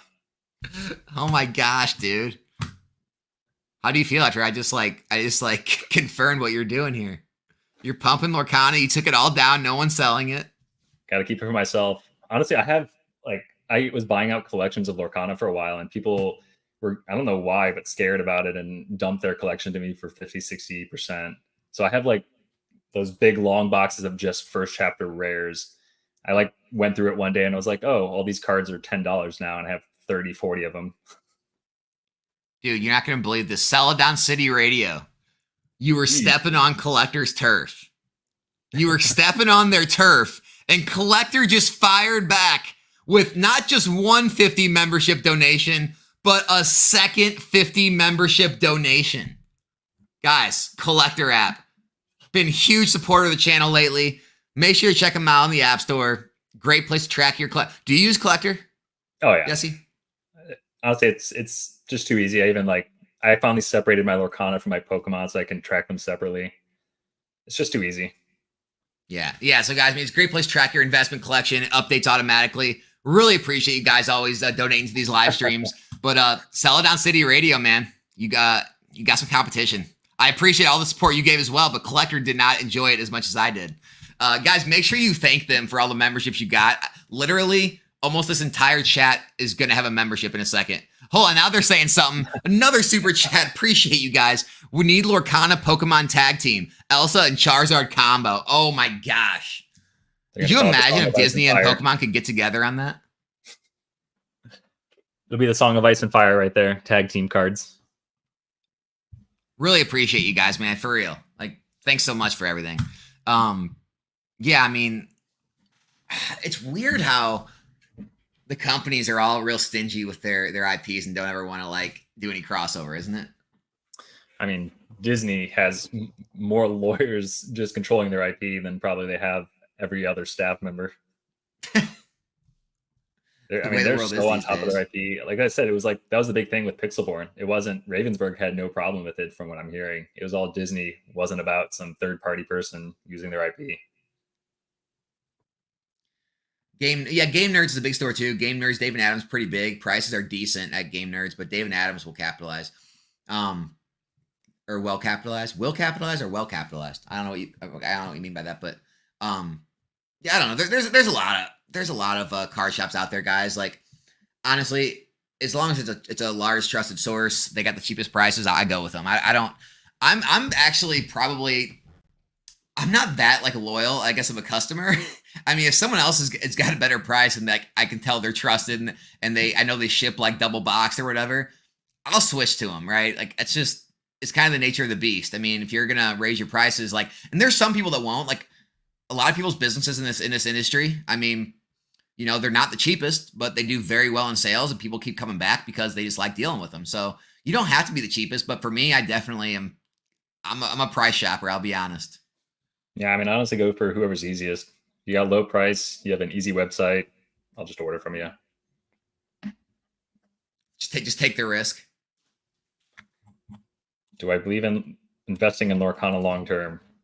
I believe in putting a percentage of my Pokemon into Lorcana. Hope for the long term, but if it's not, it's a fun enough game. I get the entertainment value out of it. What set do you believe in the most in Pokemon right now? What other than 151?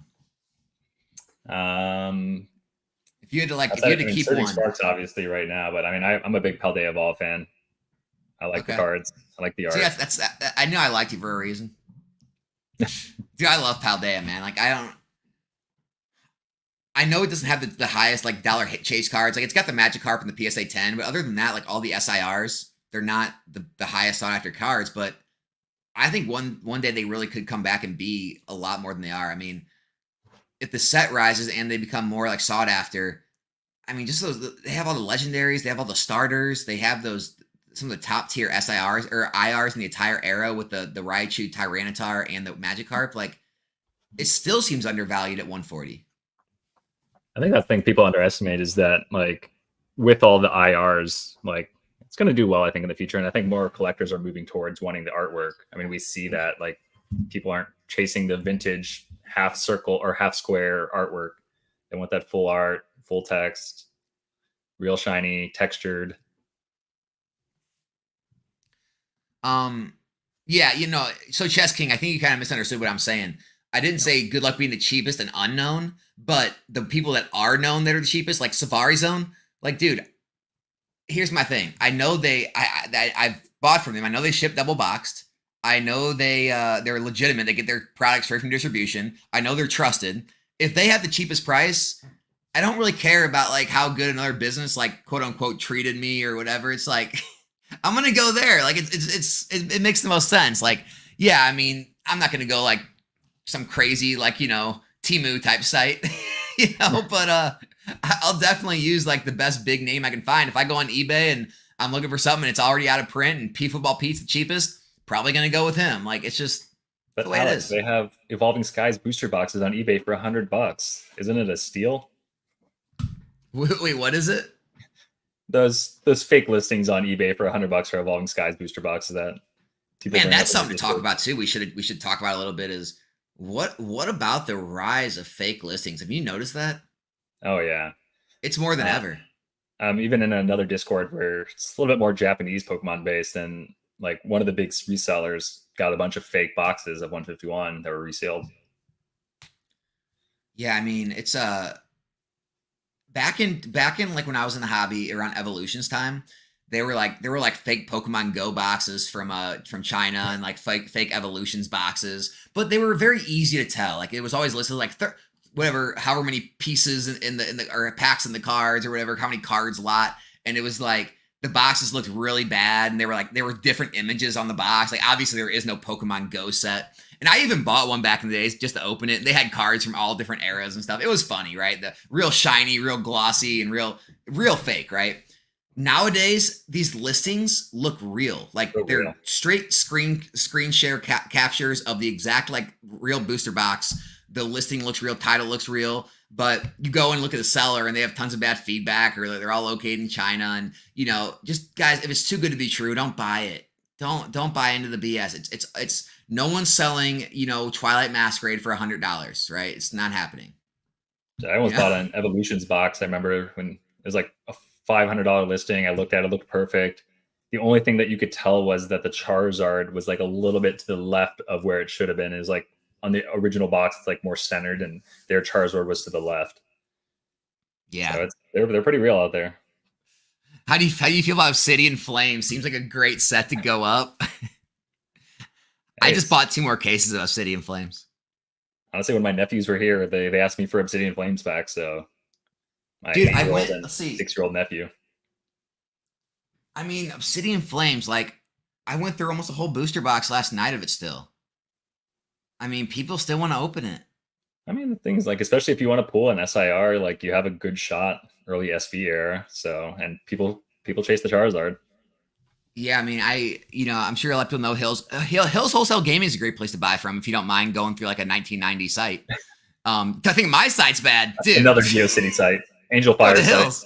But like, yeah, they had Obsidian still at $99 a box. It was like $5.94 a case, and I'm looking everywhere else. I'm like, wait a second, it's like $120 a box, $700 a case everywhere. I'm like, might as well buy some. It's basically 15% under market or whatever. So I bought a couple more cases then. They've risen it since then. And, but other than that, like, I think it's very similar to Darkness Ablaze, like very similar to like, some of those sets where it's got a Charizard, but there's no real reason to, in my opinion, for it to go up, but maybe it just doesn't get reprinted. And it goes up based on scarcity and based on the fact that it is easy to hit the Charizard because it's such a small set, which helps. I mean, you got to think too, if nobody's investing in Obsidian Flames, everybody's cracking it open because it's the easy hit Charizard and it has potential. Hey, it's my lowest holding. It is now. It was actually my complete lowest holding. Now it's tied with SV base. Now I got the same amount of cases as I do SV base. I don't know. I just both those sets, I like them. I like SV base. I just don't see it. I mean, right now, Paradox seems like the set. Yeah, what Paradox is what, $99 still right now? Yeah. And then, I mean, Temporal Force is already, I was actually going to buy some more of that too. And I looked, I'm like, wow, it's up everywhere. Hill's got it for $630 now. Like eBay TCG Player, they're in like the mid sixes a case now, like, or higher. And I'm like, okay, well, I guess Temporal's already moving now. I mean, that's the thing too. People are so short-sighted that looking at like, oh, $630, it's too much, I can't pay it. But it's like $30. Just pay it. I'm not saying it went from 600 to dude, such a burn. Just burn me hard. Yeah, I mean, it's one of those things where it's like I already have a position. I was just looking at like things that were already moving, trying to get like a little bit more position. I don't know if I want it bad enough to pay like more right now. Maybe I should be, but all of these are in danger of reprints is the problem. Oh yeah. I mean, we see what they did with, late Sword and Shield sets. They printed those plenty and they're still in stock. You can still get what, Silver Tempest on Pokemon Center. Most insane thing I've seen ever. I keep wanting to buy it. I wish they would just increase it to 6. I just bought 2. I was just in my local card shop and I bought 2 Lugias yesterday. I'm really trying to, pick up alt arts right now because I really think it's just that time. I think they're kind of primed to move, and it's just crazy that Lugia is still pretty. I mean, it's still really valuable in a 10. It's more than the Charizard, Brilliant Stars, and Silver Tempest is still that cheap. So it's a strange thing. I mean, I think that Brilliant Stars Charizard, that's underrated right now. I can't believe that's so cheap compared to the 151 Charizard, but 151's hot. What's your favorite? What would you say your favorite art is in the hobby? So Godly Shad's in here, another member of the Discord, saying still the best artwork in the hobby, Shining Gyarados. Dude, I want to agree with you. I just can't. I don't know, the half art, like it like brings it down. It's almost like how Dave Portnoy like judges his pizzas, like, right? Like, oh, it's got the flop, it's got this, it's got that. It's like, dude, that when I take everything into account, the actual artwork, I agree with you. But then I take into account the entire card. I can't get over the fact that it's still just a half art card and all of these new modern like full arts and tag teams and alt arts and SIRs. They're so beautiful. If they ever remade that card into a full SIR or something, I would 100% agree that would be the best card in the hobby. And so that's the only thing that holds it back for me is it's still that old vintage style. Yeah, I'm not much of a vintage guy, but that's probably my favorite vintage card if I had to go back and buy one. But yeah, I just need something that's full art. Can't do the half card art. No, I just can't do it. So, I mean, yeah, the art though, like I get it. That art, that Gyarados art, I say it to this day. They should have put that card as a full art in alt art in Silver Tempest. That would go so well with that Lugia. It's basically like the same, setup, same dark skies in the ocean, like type thing. I think those two would have been incredible together. And that would have put Silver Tempest way up. That would have gave it another big hit. Maybe with the Team Rocket, we'll get some nice Team Rocket Gyarados. Yeah, dude, here's the thing, man. I don't want to fall into the trap that everybody else does, but I'm starting to. I'm starting to like picture what I want. Like, oh man, the Gyarados, we could do a dark obviously the Mewtwo, Rocket's Mewtwo. We got to get a dark this, dark that. And I'm like, wait, Alex, stop. You're gonna do what everyone else does. You're gonna put this set on a pedestal, and every single leak that comes out, you're just gonna be kicking that pedestal out little by little until you start hating the set. Like, oh, they could have done all this. It sucks now. I mean, word is that there's gonna be no dark Pokemon. It's gonna be just Rocket's Pokemon. Like, kind of go with the trainer owner. I mean, yeah, like Rocket's Pokemon, dark Pokemon. Wait, what are you saying? It's just gonna be Rocket's Pokemon? Yeah. So the leak is not going to be dark. Yeah, it's not going to be dark Pokemon. It's going to be like Rocket's Mewtwo instead of dark Mewtwo. Hold on, wait. You have to like confirm this? It's just what's coming out from like Japanese information. I think it was like PokeBeach or Bulbapedia or one of the websites had it that there's going to be no dark. Dude, Pokemon. I'm changing the title of this video. It's going to be breaking news about Team Rocket. So they're saying that there's no dark Pokemon. It's just gonna be Rockets, like trainer type Pokemon. Yeah, that's the word. I mean, they released, I think, the EX Mewtwo, and it just says like Rockets Mewtwo EX or whatever, and has like the little rocket character. How do you feel about that? Meh. I know it'd be cooler, I think, to have Dark instead of Rocket, but yeah, have that villain character. See, I'm already disappointed. It hasn't even got. I'm already getting disappointed. My order just went from 50 cases down to 30 right there. No. Team Rocket to 0. Pokemon's going to bust. I am extremely worried about finding Team Rocket cards or boxes to open and cards to open. Honestly, I mean, I'm worried about Surging Sparks. Isn't that crazy that we're not even at Surging Sparks and we're already worried about the next set? We'll put it this way: there are people that I know that stream on like Whatnot and TikTok. They are there's people that have the boxes early, obviously, and they're paying them $150 a box right now because they're getting so much more than it on TikTok and Whatnot. Like there's people out there that they're buying these boxes for $150 and they're getting $250 for the packs on Whatnot and TikTok already. What is that per pack? That's so I mean, there's so much crazy stuff going on right now. So people are paying $6-7 a pack already. That's ridiculous. I mean, it doesn't mean it's going to be that at release. People are paying it to get them early and have the early access. Like, it kind of happens with every set. Any of the first streamers that have the packs, they always get a bigger premium. So it's not saying it's going to be $6 or $7 a pack. It's just saying like that's the level of ridiculousness we're at, or people are just throwing their money at people to get their hands on these Surging Sparks packs and then the Surging Sparks cards. I think I was at the Latios SIR. Somebody already sold one on eBay for like 175, I think.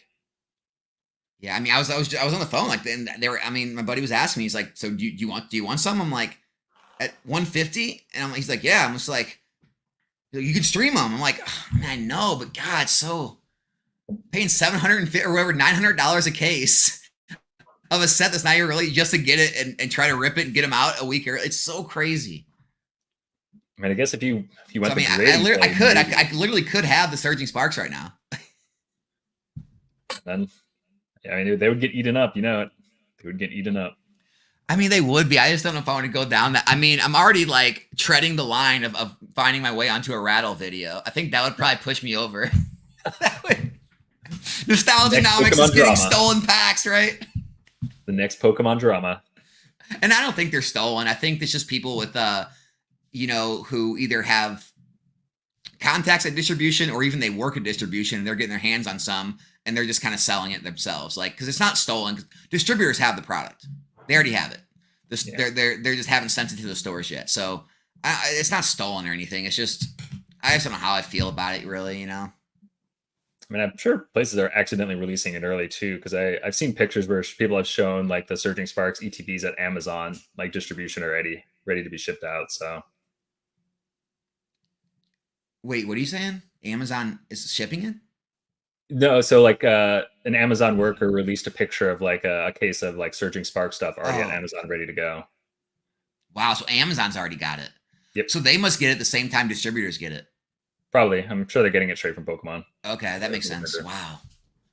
Yeah, so that's another thing. Maybe these people work at like Amazons or GameStops or something like that, and they're getting the box. That's what I'm saying. Like, there's so many ways these boxes make it into people's hands. It's like, I get it's fun to talk about the drama and they stole it from the Pokemon factory. It's like, no, guys, like these sets are printed 2 months beforehand or whatever. It has to go through the proper channels and people get their hands on it every which way through the proper channels, right?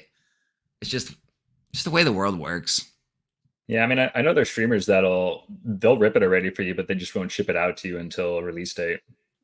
Yeah, that's how I do it. Like when I get them a week early or whatever, it's like you're selling a pre-release, right? You're like, okay, there's a pre-release. You're gonna see your cards. You're gonna get them in a week, type thing. And yeah, I mean, that kind of follows the rules or whatever, So I don't see anything wrong with that. Yeah. I don't know, this is also crazy. Does Lorcana go through this kind of craziness? Are people like that worked up about new releases and try to get the cards early and all that? Not really. I mean, like if a set releases like 2 or 3 weeks before like a big tournament, it might get like a quick jump up. But once like the tournament, the prices kind of come back down, because that kind of happened with set 5. There was a big card that came out that everybody needed, so it like jumped up to like $60, and then after the tournaments kind of eased back down to 30. Yeah, I FOMO. There's definitely fakes out there. I mean, I can confirm like the source that I know that it's legitimate boxes. But it's just, do you want to go down that path and start being that guy? Like, I haven't yet. I don't really think I have like a moral bad, like, I don't think it's like immoral or anything. I don't think it's like a bad thing. Like, they obviously, I mean, I can't confirm how they got the boxes, if it was legal or illegal. Like, I mean, who knows? Like, who knows what I don't know what the Pokemon's contract is with distributors. Like, maybe they are I don't know, part owner in the distribution, and maybe they do have the ability to sell it or do with what they see fit. Maybe they do have a contract where they have to ship it to stores. I don't know. Like, I don't know the rules. I don't know what everyone's contract is under. And so all I know is I'm buying it from someone who I assume is selling it to me legally. Right. And I know it's legitimate product. So it's like, because I know other streamers that buy from them, and they open it and it's legitimate packs. So I know it's legitimate. It's not about being fake or not. It's just about if I want to go down that route or not. Let's see. I don't know, Jesse. Any other thing you want to hit? I mean, did we hit everything, or is there anything I missed that you wanted to touch on? Yeah, I think that's most of it. I mean, I think it's the player base that drives Lorcana. Pokemon's going to the moon. You heard it here first. Cash in on your second mortgage. All right, hold on. Let's get a price point. All right, let's say like a week or two after release. Let's call it. Hold on. When's the release date for Surging Sparks? I think it's the 8th or 15th. I think it's the 8th. All right, so let's say the 22nd, 2 weeks after. All right, November 22nd. What is your price prediction for these boxes, man? For Surging Sparks, probably 140. You're saying 140? Yeah. Oh, man. I'm going to have to go. The demand is just too high. I mean, look, it's already like 120 something bucks on TCG Player. I was thinking between 150 or 160. Oh, Jesus. Oh, yeah, it's crazy. Dude, I'm telling you, I have a really, really bad feeling. And I'm also going to call it right now, guys. I'm going to say 180 by the end of the year. I wanted to say 200. I'll say 180 by the end of the year. You heard it here first. Vivid Voltage 2.0. And then there'll probably be a little bit of a case, like a discount, because it's not a case premium, a new set. So let's say 180 times 6, 1080. I think cases will be selling for 950 to 1,000. You heard it here first. It's my opinions. I have no way of knowing, but that's my opinion. That'd be absolutely nuts. This is nuts. Did you not stop by the stream and saw what happened? I am a teeny tiny streamer in this hobby, and that was 6.5 hours selling ridiculous amounts of packs. That's where we are in this hobby. I mean, dude, we're in the middle of the day on a Friday. There's 260 people in here listening about this stuff. Listening about Disney cards, Disney princesses, not even I'm about just Pokemon. telling you, dude. Like, we've left like sane, behaviors way back in like 2023. We're way past that. I'm sad you weren't a bigger deal in early 2000 or 2020, so I would have found you. I know, man. No, man, it probably would have been even worse back then if I had a channel. No, honestly, that was a bad time in the hobby, because a lot of people were not putting out warnings. That's why I'm starting to make more videos, like trying to cool down the fire a little bit, because that was one thing 2020 and 2021 were missing. There were not enough people that were pouring water on the fire. Like, there were not a lot of people saying like, hey, this is going to come to an end. You need to prepare. You need to take profits. You need to position yourself with cash to take advantage of the deals when the panic selling comes. Like, this will come down. I don't know if it'll panic the same way it did before, because I think a lot of people are more capitalized and more strategic and smarter about how they're going about it this time. But there will come times when we do see price decreases and times of stagnation and illiquidity. Like, those times are ahead. Like, I personally think we probably have a long time before that comes, but it'll come. So be careful. I mean, crypto follows Pokemon pretty well. I mean, both of them boom and bust, it seems like, and they correlate pretty well right now. And I don't see crypto slowing down. So Pokemon's just going to keep booming. And as people pull profits out of crypto, they're going to keep throwing it into Pokemon. Oh, here we go. I'm guessing you watched, I was told Knowledge made a video making this comparison of Vivid Voltage to Surging Sparks. Look, man, PK, he's entitled to his view. You're entitled to your view. I disagree with the view. I think it's an awful comparison. Vivid Voltage was the, third, fourth release set. It had no major chase cards. We're now getting the 8th set of the era, which is when, sets heat up. It's got multiple huge chase cards. They're actually a lot harder to hit. Scarlet Violet is in a whole different spot than we were with like the whole pandemic Sword and Shield thing. Yes, it's picking up. Yes, sales are getting higher. Yes, people are getting a little more enthusiastic, but this is nowhere near the same type of market that we saw back then. And so it's not that they won't print more of it. I agree, they could print more of it, but if a box goes to $200 and we haven't reprinted any other set in the era yet, and Twilight Masquerade's pushing in the higher hundreds, and Paldea can't be stopped, and 151 has to keep getting printed because it can't be stopped, it's unlikely Pokemon's going to continue to be able to print all the sets they want to print a year, reprint all of these sets massively enough to crash the price back to $100 a box. And the distributors to sell it at cheap enough. It's more likely these boxes will run up. Maybe they'll see a reprint restock and they'll probably settle 120, 130s and maybe move up again. I just don't see this crash that people are talking about.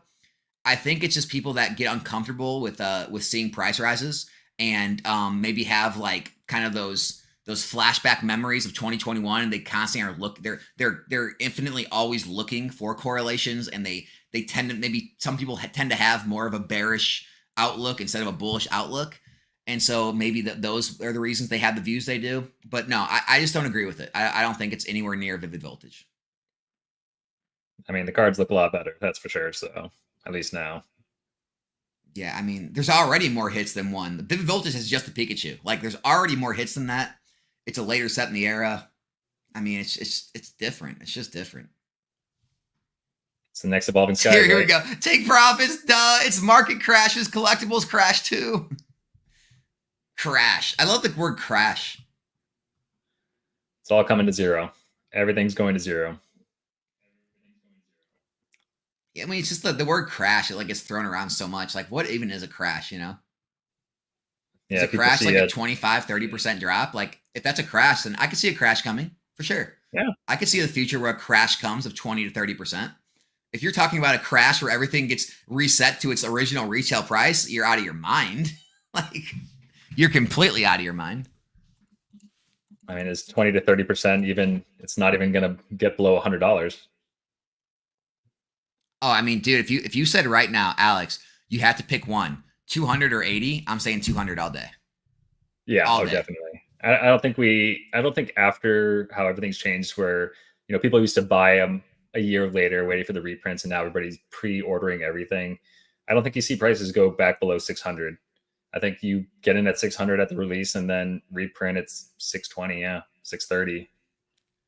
Yeah, I mean, it's to the point where everyone, it's really similar to politics in this hobby. It's just everyone gets their own mind made up about whatever they feel, and there's nothing that's going to change your mind.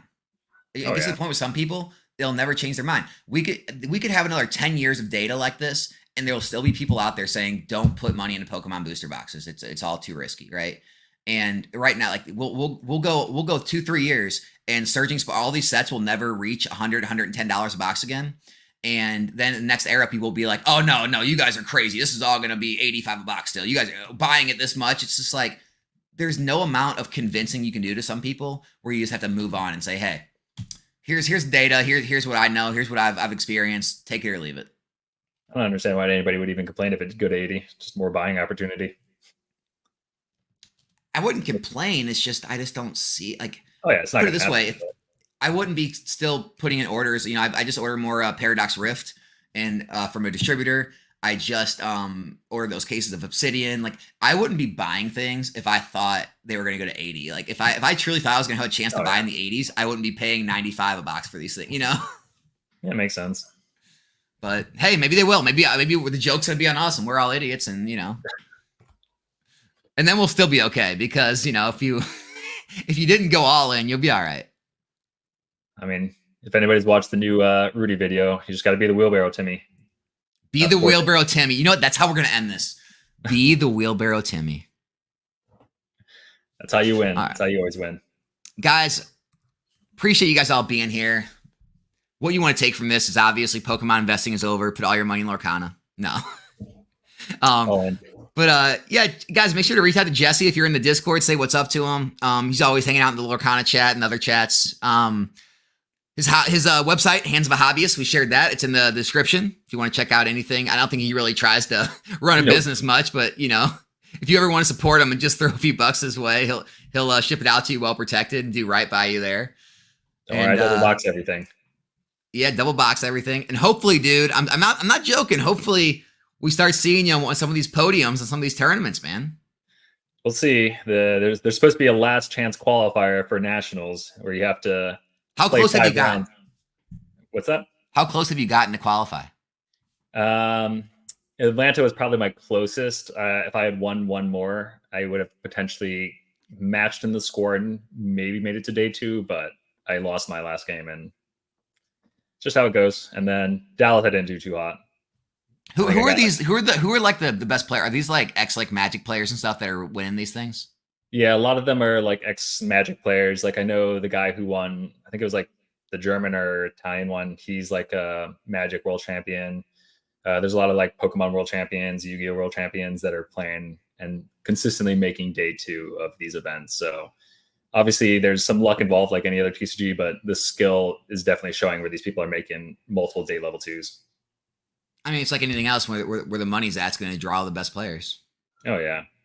And like I said, I mean, like some of them did like the math where like, okay, yeah, even if you travel to the event, you put yourself up in a hotel, you pay for all the food, everything, you make day 2, it pays for itself. Even one of my locals, he'd even make day 2. If you tie for top 128, you get $1,000 card basically. Sounds more profitable than vending. Sure it is. Just kidding. I'm sure it is. I'm just kidding. All my vendors out there. I'm not talking any more trash on you guys. I love the vending. I love the vending scene. All right, man. So we'll end it there. Appreciate everyone showing up. Hope you guys have a great weekend, and see you guys back here in another live stream in the future. What's up? I said, make sure everybody joins Alex's Discord where we're pumping the Modern Cabal. Modern Cabal in full swing, guys. Join the Discord, and see you guys back here in a new one next time. We're out. All right.